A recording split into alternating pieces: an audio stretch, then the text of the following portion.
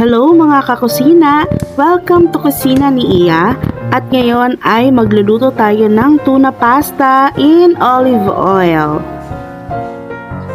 Here comes our first ingredient, syempre olive oil. So maglagay lang tayo ng generous amount kung saan natin isusute ang ating mga other ingredients. Pag mainit na yung pan natin, let's drop our minced garlic and isute lang natin siya hanggang medyo maging ma-brown ng konti.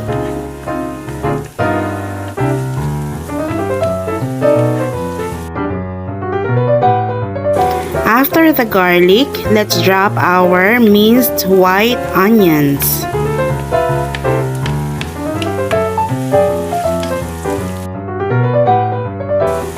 Kapag translucent na yung ating onions, ilagay na natin ng ating bell peppers. After the bell pepper, let's drop in our sliced tomatoes.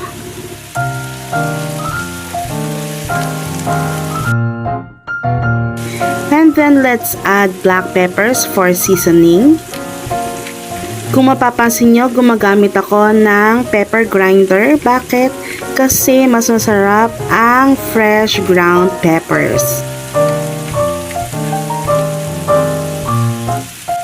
After the peppers, lagyan na natin ng ating salt. So, ang gamit ko ay itong sea salt. Syempre, may grinder din. Wala lang, para sa shell.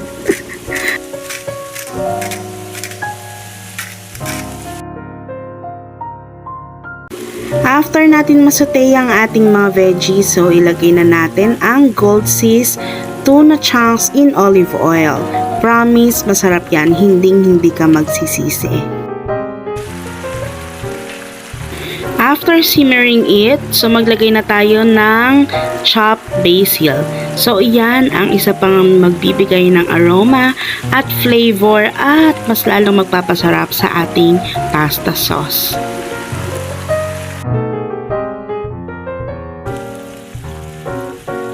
After the basil, we can now add our pasta. So, ayan.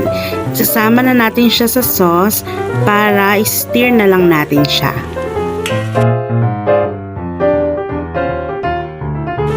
Ako ito ang gusto ko eh. Nilalagyan ko na siya agad ng parmesan cheese.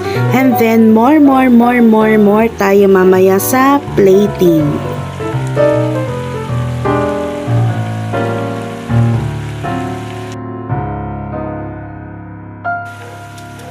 And we're done!